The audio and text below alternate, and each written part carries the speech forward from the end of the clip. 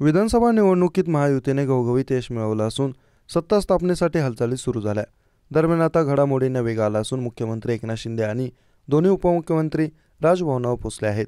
विधानसभेची कार्यकाळ संपत असून प्रोटोकॉलनुसार मुख्यमंत्र्यांनी राजीनामा दिला. यावेळी दोन्ही उपमुख्यमंत्री राजभवनात उपस्थित होते.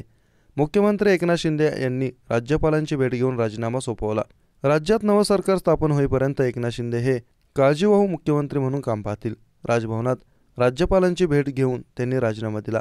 सोबत दोन्ही मावळते उपमुख्यमंत्री आणि काही मंत्री होते. एकनाथ शिंदे यांनी राज्यपालांचे आभार मानले. राज्यपालांनी शिंदे सरकारच्या कार्यकाळाचे कौतुक केले आहे. महायुतीतला तिढा सुटला असल्याचं सांगण्यात येत आहे. मुख्यमंत्री पदाबाबत अद्याप काही स्पष्ट झालेलं नाही. मात्र महायुती अवैध असल्याचे संकेत काळजीवाहू मुख्यमंत्री शिंदे यांनी दिले.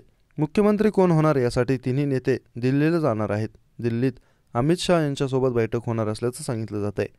सोमवारी रात्री भाजप नेते उपमुख्यमंत्री देवेंद्र फडणवीस हे अमित शहा यांच्या भेटीसाठी दिल्लीला गेले होते.